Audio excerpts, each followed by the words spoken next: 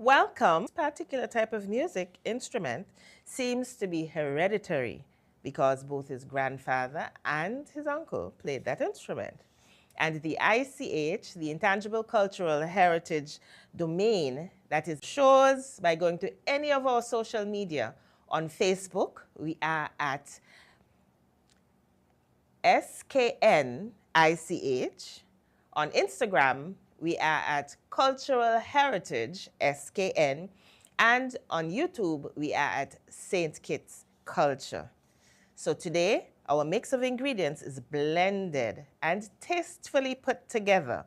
And myself and my assistant chef, who is none other than the amazing drummer, Royd Phipps. Royd, welcome. Thank you for having me. Now let's have a look at this clip, and it features yourself, Royd. Let's see. So it's really a wide variety where I try to as much sell my culture, even though it's entertainment, it's education as well. I try to provide, sell myself, sell my story, sell my sale kits. That is featuring Royd in the tourism industry. The one we are going to discuss today is the one pertaining to your appearance on Expressions. Let's have a look at that.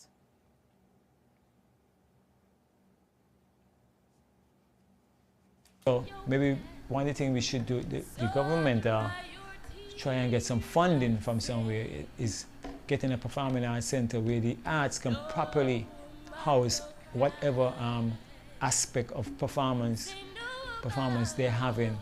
You need wings, you need lighting, you need proper seating not straight, everything flat, but on a slope, so everybody, and round, so everybody can see, nobody blocking nobody. You know, good backstage communications in terms of getting from one side of the stage to the next side, so you don't have to shout. So these are things that I think that can be worked on if we are serious, if we want to be serious about the performing arts. Now, Royd, that was since 2016. You know, that's a whole 9 years ago.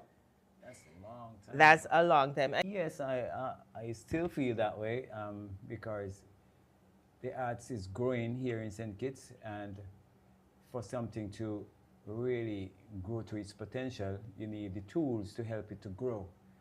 And a performing arts center with lighting and good stage and all the things that comes with it, it helped to enhance all the different performers, and also it gives people who into the different field of even lighting, technology, and audio, that opportunity to do it on a real grand professional stage. So I think that is still needed today. All right, so you use a term where the arts can be properly housed. Mm-hmm. What did you mean by that? You said featured just now in your explanation, but what do you mean by housed? Is there a difference between being featured, as in being given an opportunity to display, or in terms of housing? Is there a difference, or is it the one and the same? There is a difference in terms of, long time ago, we used to, my first drumming recital was at Bastia High School Auditorium, where at that time, it was the place, but we really need like a place, like a permanent place for us to go to have recitals that people can feel comfortable, no chair dragging, and good stage and all that good stuff. So that is what I mean, house, that we don't move again. Once we are there, that's it. All right, so basically no sharing of spaces, you wouldn't have to go, as you said, at that time it would have been Bastia High School. Now sometimes it's ECCB or Marriott. Right. It's a home. Yes, we are up and down, but this place will be like it. This is the place when we're having any kind of recital. It could be a large scale recital, it could be a small scale, because you have breakout rooms where you can have different, so we really need of that. Interesting that you said that. So therefore, As a performer yourself, do you think that the persons who actually do the performances, do the acts, should be given an opportunity to lend their thoughts as to how the design should be? Yes, because I believe everyone have something to give. We are all creatives. Our minds are always working, and you can't have a space for every single thing at the arts. But if you have spaces that can help to facilitate other people, you know. So yeah, that's what we need. All right. So, for example, dancers need a stage on which they can do their different routines without hurting their feet. So should dancers therefore be given an opportunity to say what is needed in the dancing space? Of course, because they're the ones who is in that art form and have a lot of knowledge. We have a lot of people, dancers here, have a lot of knowledge about what they need for dancers, that they don't hurt their knees, they don't hurt their ankles. Right now, a lot of the dancers, we dance on concrete floor or tiles, which is not the best thing for dancers at all. We need a wooden floor. So they will be able to share their knowledge in terms of, because a lot of the dancers went to school and have ideas in terms of what they need. So they should be given a real chance to say, hey, this is what we need, this is how it should look, you know, be a part of the process. Yes. So what about drummers? Are there any particular needs for drummers? I know you may just look at it and say, okay, well, maybe just a small space for them to drum. But what about the acoustics? What about the sound of the area? Is a particular layout needed for drumming, or maybe even just to capture the sound? Should it be like a rectangle room, or should it be a round room? Or to be honest, I'm not versed in that field, but you know, you could still have a little knowledge of it, that you need a nice roof that you don't get echoes, or you need paddings on the side, drapes to muffle the sound, so you don't have echoes inside when you're drumming, or even if you have a different form of music playing inside there. So yes, I mean, yeah, we could have an idea, like I have a little idea, but not skilled in saying like we want these things. But you know, paddings are good, a nice high roof are good, you know, for us to have a really good sound, that even if you're not playing with mics and you're just playing drums in there, it's don't sound muffled, you could still have a good sound. You know, when you clap, you don't want to echo like kak, kak, kak. So when you hit your drum, you don't want to hear pa pa pa pa. So you need like curtains, a nice high roof, like I said before, and all the good stuff that, you know, facilitate that sound. Now you touched on something that is also necessary: research. It's necessary for research. Technology has advanced. There may be different things, different tools that you and I would not be aware of. So all of this should go into the cultural arts complex. And we know it's being discussed once again. Yeah. All One right. thing I do, I do a lot. I use the internet for all the good. I research a lot of stuff before I even attempt to speak on them, and get an idea of how it, you know, how it can help in your upbringing, or your craft. Yes, So I agree. I do a lot of research on that in terms of what we need, and in terms of drum. So when I go to drum, so at an event, I kind of tell them, like, you know, we need these stuff, or we need to be this way or that way to facilitate the sound. Lovely. So we're going to have to take a short break. Cook Up Connoisseurs, we'll be right back with more from Mr. Royd Phipps. It's been 6 months now and Glenn hasn't been working. His attitude has completely changed and he's been leaving the house every day for hours and liming with his friends and coming home drunk and causing confusion. Gloria, this is what you cook today? This is not enough food for a big man like me. But Glenn, it's been 6 months now. You haven't given me any money to shop for food.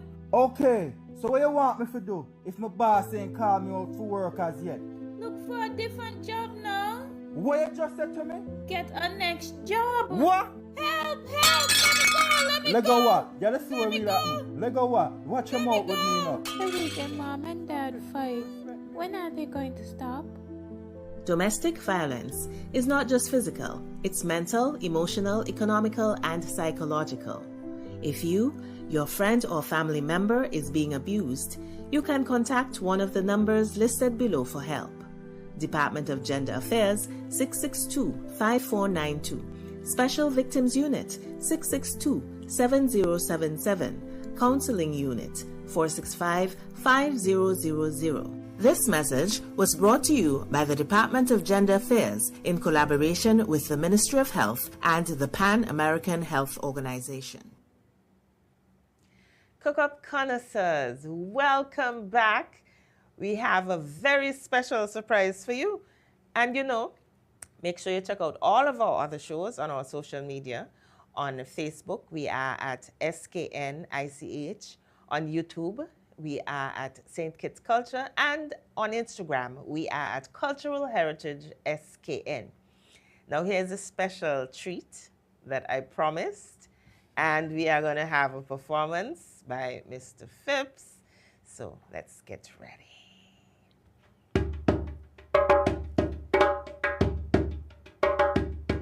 Oh, Paris, yes, they robbed by.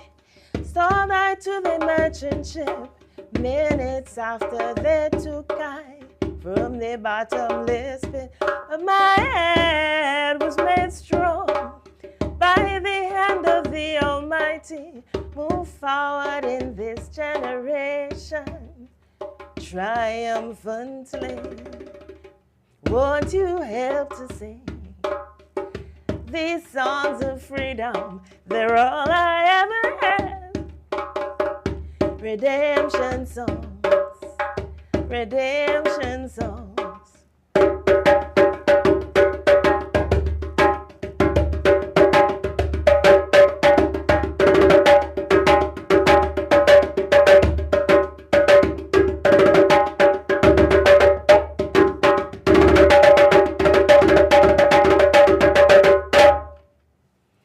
Wow, I enjoyed that.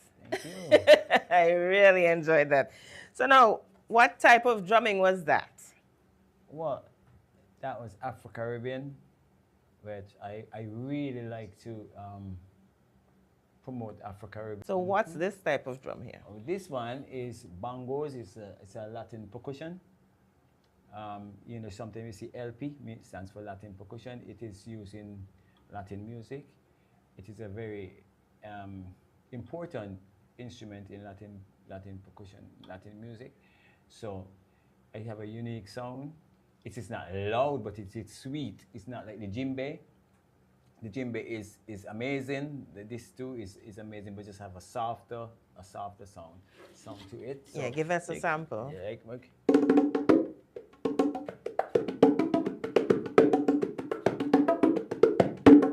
So, you started drumming in Okola Tegrament. Different stuff when you're a child, like from before that. But I got an opportunity to drum with people who could have drum, like, in Okola. So tell us about that. How did you come to drum in Okola? Did it have to do with a family member? Remember, I already told them that it's hereditary. Yeah. Well, I had my uncle, who is Tabu Valentine Martin. He was the lead drummer of Okola, and I moved across from the MAS Hall, which is Mutual Improvement Society. That's where they used to rehearse. So I had access to just walk across the road and see my uncle inside there drumming. Knowing that I had the love for drumming all the time, it was like, this is what, like, yeah, this is it for me. Like, yeah, I mean, I couldn't move somewhere better. And I used to go across, and every time I go across, I thief a little chance on the drums, and they will run me out because, you're being a little bit pesty. And then, I started to go on a Saturdays, like, ask my mom if I could go over there, like, more on a Saturday time. That's when school is out and so. And from time to time, I go and go and go. But I was practicing the rhythms that they were playing, Akola, Tegamanti, drummers and dancers were playing in my house on a cheese pan, them cheese Yes. curl pan.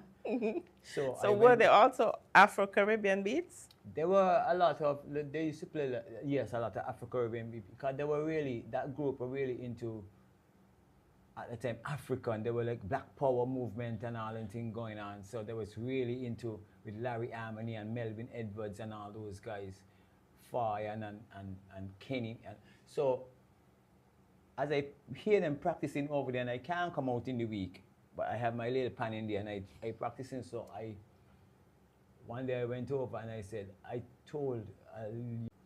and I went over and I said, say it again, I could play every beat, and they say, well, let me give him a try, you know. All the amount he got, you know people that start. And from the time I jumped on the drum, it was like, that was it. That was it, like, you ain't leaving here. You ain't leaving here. So that is how really I started. And I used to ask, like, Ava Henry, she was the choreographer at the time for Kolo.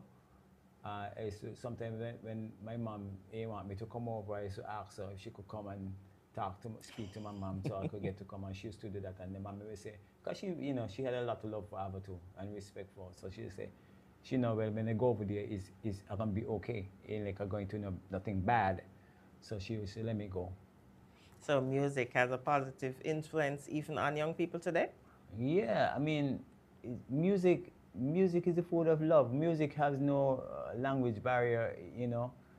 It is something that brings people together. It is something that I always heard that parents to stop the children from going to music class or doing anything pertaining to the arts, because it makes them not fall back in the schoolwork. Music open your thinking ability. That's for me. Lovely. So you still do work in schools? Yeah, I teach drums in school. Mm-hmm. You know, I was given the opportunity many years ago by Mr. Astafana. He was the cultural minister at that time. And yeah, I got that opportunity, and it was a great opportunity until now. I loved every moment of it, you know. Mm-hmm. Up to this, and my passion is in it. I'm still passionate about it. It's not going anywhere. So when we come back, I'm going to ask you about some of the young people who you have taught to play the drums and how they have dispersed around the Federation and internationally. All right, nice. So Cook Up Connoisseurs, we'll be right back. I'll take it.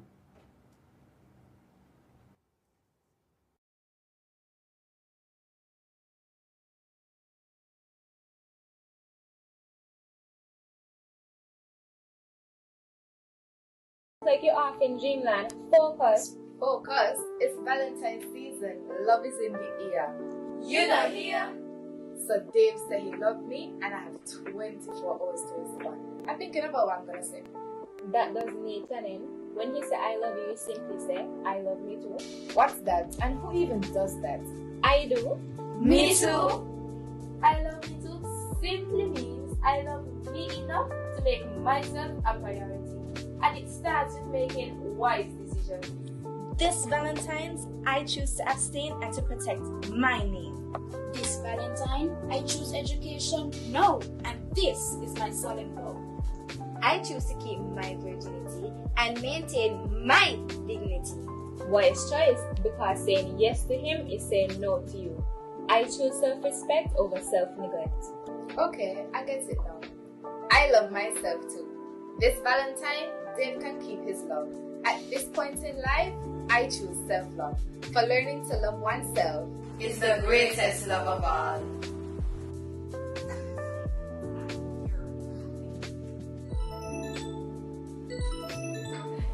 Hey, baby. The amazing Royd Phipps. He is a drumming master. When I say master, I mean he knows his stuff. So, Royd, tell us a bit about some of the persons who passed through your hands, who you would have taught drumming. Okay, some of these people are like Dikembe Morton. you have Siobhan Matthew, you have Davwell Webb Allen. These are people who still drumming. Let's say Dikembe, I started teaching them in grade 4, Dr. William Connor. And Gelston is an excellent drummer also. And Siobhan in grade 4. Davwell, I think, was around grade 5. But Davwell is in Taiwan. Nice. And he still drums. Oh, wow. Yeah, he do classes now and again with the djembe. Wow. In Taiwan. So your reach is St. Kitts and international. So he's in Taiwan. Did anybody ever go over to our sister island from your core group? Yeah, Dikembe Morton, he worked with the Nevis Cultural Foundation for a while. Came back down to St. Kitts and worked with us again also. So we can safely say that. But he did an amazing job at Nevis. When I had my recital in drums, he brought down a group from Nevis as well. Nice, very nice. Now tell us about Heartbeat then, because one of the things that you do to showcase the students is Heartbeat. Do you have a concert coming up shortly?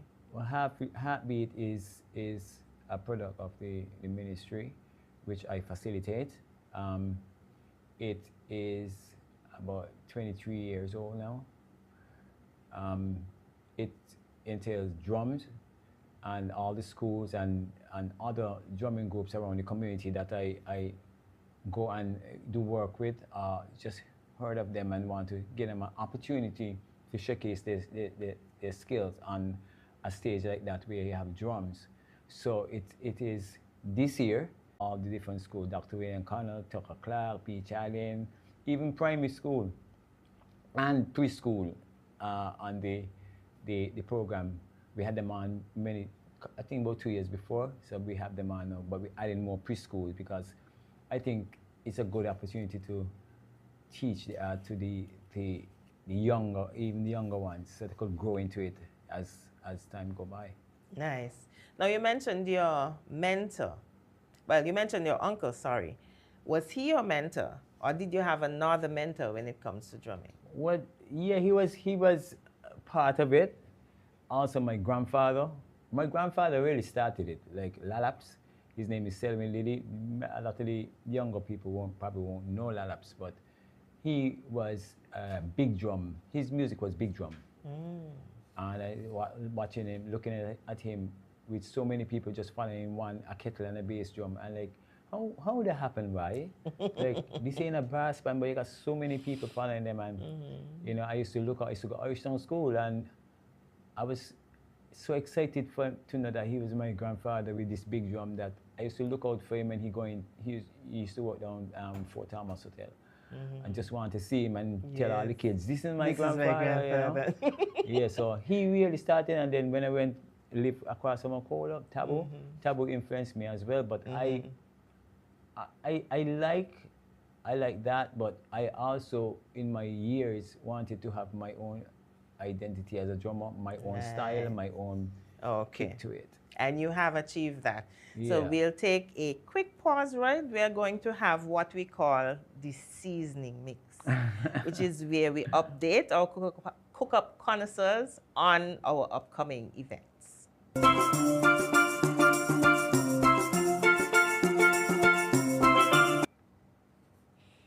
Lovely. So today, we want to make sure that our pot is well seasoned. And so the first event we're going to tell you about is the inaugural folklore training that we'll be having at Cultural Heritage. And it takes place on Tuesday, May 27th. And it begins at 5 p.m. and we'll be having marketing. And it's being done by Yarani Morton.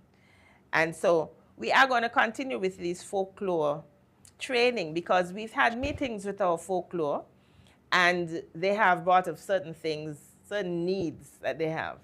And so we begin the training with our marketing session.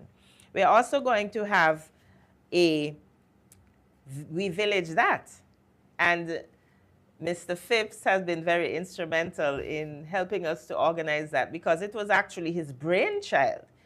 He attended a workshop, and well, I'll give his story because I'll do it quickly. He went to a workshop and he came back with quite a few ideas of bringing drumming to the community as a sense of uplifting the particular communities.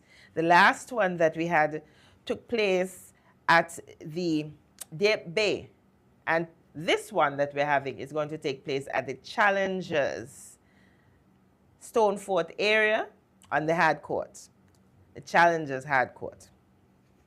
Then we are going to be having our next seniors visit on Monday, June 2nd.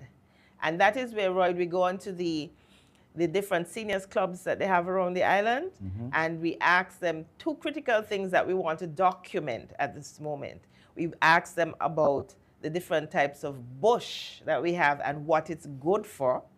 And we also ask them the different local sayings that we have and what they mean. And that is critical because, you know, at that time they've explained to us, parents would just say something and then you are the one who had to interpret the meaning. Right. For example, pig asked him, Mommy, what make your mouth so long? She said, wait your tongue. Right? And they would say that on certain occasions until finally you realize what they were talking about. So in closing, Royd, what would your mentors think about what you have done to the landscape of drumming in St. Kitts and Nevis?